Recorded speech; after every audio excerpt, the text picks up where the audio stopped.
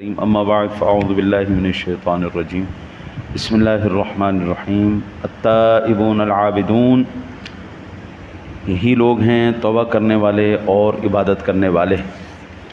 کل اس آیہ مبارکہ کے پہلے لفظ التائبون پر میں نے کچھ معروضات عرض کی تھیں، آج العابدون کے اوپر میں عرض کرنے کی کوشش کرنے کہ اللہ تعالیٰ سے توفیق مانگ رہا ہوں۔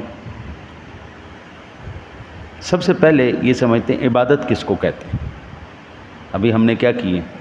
عبادت کی ہے نا۔ عبادت کے معنی کیا ہے؟ عبادت کس کو کہتے ہیں، یہ بات آپ نے آج یاد رکھنی ہے اور جتنے ساتھیوں سے ممکن ہو سکے ان سے پوچھنا ہے۔ غایت تذلل کا اظہار، غایت تذلل کا اظہار یہ عبادت کہلاتا ہے۔ اب میں سادہ لفظوں میں آپ کو اس کی تعریف عرض کر دوں، اللہ کے سامنے انتہائی عجز اور ذلت کا اظہار کرنے والا وہ عابد کہلاتا ہے۔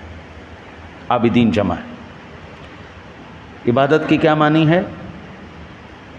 سادہ سادہ لفظوں میں اپنی کمزوری، کجی، اپنی انکساری، اپنی ذلت اور اللہ کی بڑائی کا بیان کرنا اور اظہار کرنا، یہ عبادت کہلاتی ہے۔ سمجھ میں آئی بات؟ عبادت کسے کہتے ہیں؟ اپنی کمزوری، عاجزی، اپنی ذلت اور اللہ کی بڑائی، اس کی بلندی، اس کی پاکی کا اظہار، یہ عبادت کہلاتی ہے۔ نماز ابھی ہم نے پڑھی، یہ اللہ کی عبادت ہے۔ نماز کے اندر سب سے اعلیٰ رکن کون سا ہے؟ نماز کے اندر سب سے اعلیٰ رکن کون سا ہے؟ نماز ساری افضل ہے لیکن سب سے اعلیٰ ترین رکن کون سا ہے نماز کا؟ سجدہ کرنا۔ سجدہ کرنا یہ نماز کا سب سے اعلیٰ عرفہ رکن ہے۔ کیوں؟ اس کے اندر ہماری ناک، پگڑی، ہمارا ماتھا سب کچھ زمین پہ لگا ہوتا ہے اور اپنی زبان سے ہم کہہ رہتے ہیں سبحان ربی الاعلی، اپنی ذلت کا اظہار اور اللہ کی بڑائی کا اظہار، یہ کہلاتا ہے عبادت۔ آپ پوچھیں گے نا، مجھے یقین کامل ہے کہ آپ کو یہ عبادت کا تعریف کوئی نہیں بتا پائے گا۔ اب آپ نے سن لی، اب ماشاءاللہ اب آپ کے ذہن میں آپ نہیں آپ نے بتانی ہے۔ آج عبادت کرتے ہیں آپ اللہ کی، عبادت کے معنی کیا ہے؟ عابدین کا ذکر کیا گیا، کس کو کہتے ہیں؟ اور نمبر 2، یہ المفردات کے اندر دوسری جلد میں صفحہ نمبر 415 میں تعریف لکھی ہوئی۔ نمبر 2، جو لوگ اخلاص کے ساتھ اللہ وحدہ لا شریک کے احکام پر عمل کریں اور اس عمل پر حریص ہوں، وہ عابدین کہلاتے ہیں۔ بھئی دیکھیں نا، 14 صدیاں گزر گئیں، اللہ تعالیٰ عابدین کی تعریف کر رہا ہے تو ہمیں پتہ بھی تو ہونا چاہیے نا عابدین کہتے کس۔ اور یہ قیامت تک ہوتی رہے گی قبلہ، اور قیامت کے بعد جنت میں بھی یہ پڑھا جاتا رہے گا، ان لوگوں کی تعریف ہوتی رہے گی۔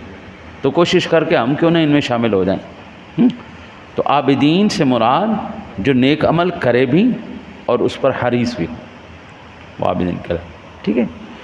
نمبر 3، حضرت ابن عباس رضی اللہ تعالیٰ عنہ، یہ تفسیر کشاف والے نے لکھا، حضرت ابن عباس رضی اللہ تعالیٰ عنہ نے فرمایا کہ جو لوگ اللہ کی عبادت کو اپنے اوپر واجب سمجھتے ہوں وہ عابدین۔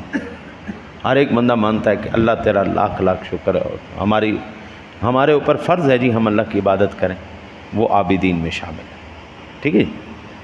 نمبر 4، متکلمین نے کہا عبادت کا معنی ہے ایسا کام کرنا جس سے اللہ تعالیٰ کی تعظیم کا اظہار ہو اور انتہائی تعظیم ہو، ٹھیک ہے جی۔ ایک عبادت کا معنی کیا ہے؟ ایک جو میں نے آپ کو ابھی عرض کیا، ایک عبادت کا معنی ہے ایسا کام کرنا جس سے اللہ تعالیٰ کی تعظیم کا اظہار ہو اور وہ انتہائی تعظیم ہو۔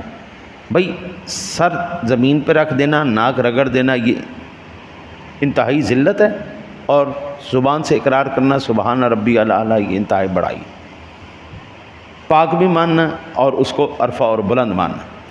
اچھا جی، سو ایسے کام کرنے والے عابدین ہیں۔ حضرت امام حسن بصری رحمۃ اللہ تعالیٰ علیہ نے کہا کہ عابدین وہ ہیں جو راحت اور تکلیف میں اللہ تعالیٰ کی عبادت کریں۔ مشکل آ جائے، پریشانی آ جائے، دکھ آ جائے، تکلیف آ جائے، ہر صورت میں اللہ کی عبادت کرتے ہیں وہ عابدین۔ حضرت قتادہ نے کہا کہ جو دن رات اللہ کی عبادت کریں وہ عابدین ہیں۔ یہ تفسیر کبیر کی 6 جلد کے صفحہ نمبر 153 پر لکھی، اور یہ سورۃ الحجر کے اندر بھی اللہ تعالیٰ نے 99 نمبر آیہ مبارکہ میں ارشاد فرمایا ہے، فرمایا کہ وَاعْبُدْ رَبَّكَ حَتَّى يَأْتِيَكَ الْيَقِينُ، اپنے رب کی عبادت کرتے رہیے حتیٰ کہ آپ کے پاس پیغام اجل آ جائے۔ آج ہم اس بات پہ ختم کرتے ہیں مسلم شریف کی ایک حدیث پر، جو نسائی شریف میں بھی ہے، ابن ماجہ شریف میں بھی ہے، اور میرے سامنے اس وقت ابن ماجہ شریف کھلی ہوئی ہے، 3977 نمبر پر یہ حدیث پاک موجود ہے۔ اس حدیث میں آج کے دور کے مطابق اور تمام احکام اور بہترین انسانوں میں سے 2 بہترین انسانوں کی کیٹیگری بیان کی گئی۔ یعنی اگر میں نے یہ حدیث پاک کس لیے میں نے آج سلیکٹ کیا ہے، یہ حالات بھی ایسے ہی ہو چکے ہیں، 2 بہترین لوگ ہیں، یا 2 زندگی گزارنے کے اس وقت بہترین طریقے ہیں، اور انہی سے کامیابی حاصل ہو سکتی، تیسرا کوئی نہیں اس وقت۔ کیا؟ عن ابی ہریرہ ان النبی صلی اللہ علیہ وسلم قال خیر معایش الناس لهم رجل ممسک بعنان فرسه فی سبیل اللہ ویطیر علی متنہ کلما سمع حیئة او فزعة طار علیہ الیہا یبتغی الموت او القتل مظنہ۔ اچھا جی، میرے آقا جی نے فرمایا رجل ممسک بعنان فرسه فی سبیل اللہ ویطیر علی متنہ کلما۔ حضرت ابو ہریرہ رضی اللہ تعالیٰ عنہ فرماتے ہیں کہ رسول اللہ صلی اللہ علیہ وسلم نے ارشاد فرمایا، لوگوں کی بہترین زندگی کا طریقہ یہ ہے کہ ایک شخص گھوڑے کی لگام پکڑ کر اللہ کی راہ میں نکل جائے اور اس کی پشت پر اڑا جا رہا ہو۔ پہلا بہترین انسان کون ہے؟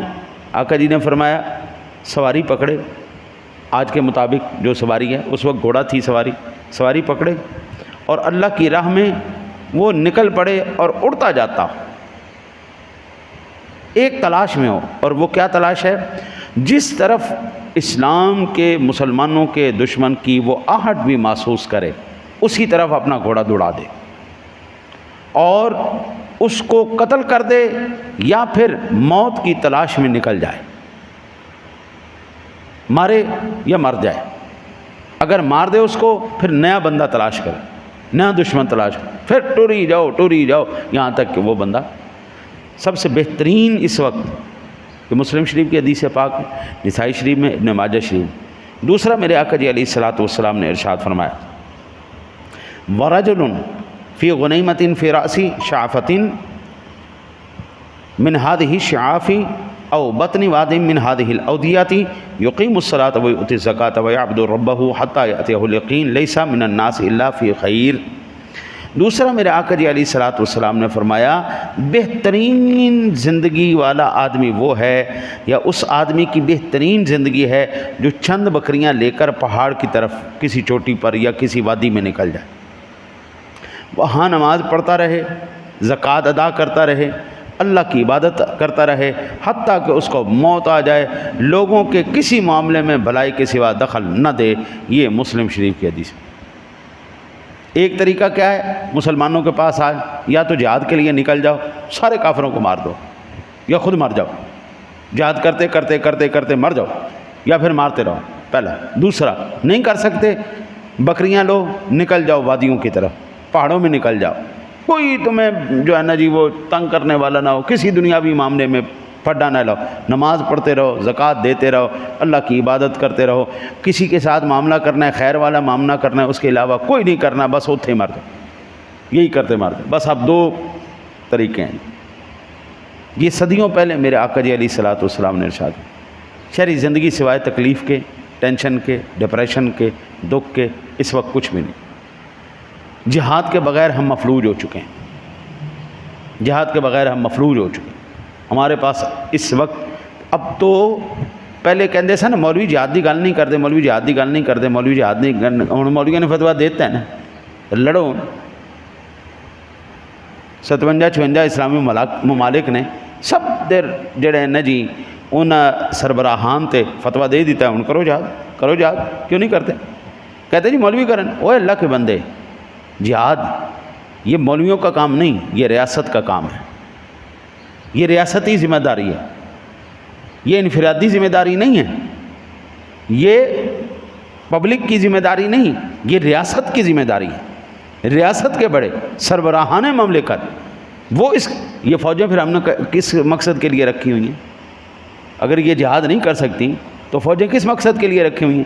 صرف کھانے ٹھوسنے کے لیے، کھا پی لیا سو لیا بس ختم، اس کے علاوہ کوئی ان کا کام نہیں۔ اور بھائی ان کو دفاع کے لیے رکھا ہوا ہے۔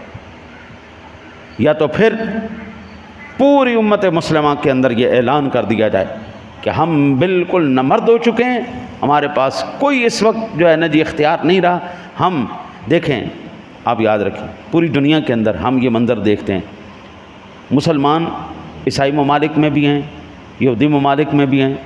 ہم نے کئی مرتبہ یہ چیز دیکھی ہے کہ مسلمان عیسائیوں چرچوں کو، آج کل یہ بڑا عام ہو رہا ہے، عیسائی چرچوں کو خرید کر ان کی مسجدیں بنا رہے ہیں، یہودیوں کے جو ہے نا عبادت گاہوں کو لے کر وہ بنا رہے ہیں، ان کو کوئی مسئلہ نہیں۔ امریکہ کے اندر مسلمان آرام سے جناب نمازیں پڑھ رہے ہیں، مسجدیں بنا رہے ہیں، جناب روزے رکھ رہے ہیں، بلکہ وائٹ ہاؤس والے بھی جو ہے نا جی سرکاری سطح پہ بھی ان کو وہ دے دیتے ہیں، آؤ جی افطاری کر لو، تمہارے لیے تھوڑی سی جو ہے نا جی رعایت دے دیتے ہیں، رمضان پیکیج نکال دیا۔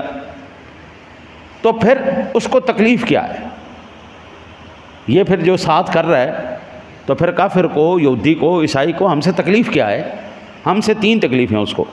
پہلے نمبر پر اسلامی سیاست اس کو قابل قبول نہیں، اسلامی معاشرت اس کو قابل قبول نہیں، اسلامی نظام اس کو قابل قبول نہیں۔ تم عبادت کرو، تم قرآن پڑھو، تم تبلیغ کرو، اس کو کوئی فرق نہیں پڑتا، لیکن جیسے ہی اسلامی سیاست کی بات ہوگی، جیسے ہی اسلامی معاشرت کی بات ہوگی، جیسے ہی اسلامی نظام کی بات ہوگی، اس کو آگ لگ جائے گی۔ اس کو آپ کی عبادتوں سے کوئی غرض نہیں ہے۔ ہاں جی، وہ میرا خیال اقبال نے کہا تھا نا شاید کہ زبان سے کہہ بھی دیا لا الہ تو کیا حاصل، دل و نگاہ مسلمان نہیں تو کچھ بھی نہیں۔ ہاں جی، زبان سے کہہ بھی دیا تو کیا ہے۔ ہاں جی، اللہ تعالیٰ سے دعا ہے، اللہ تعالیٰ اپنے حبیب کے صدقہ آپ کو مجھے عمل کی توفیق عطا فرمائے۔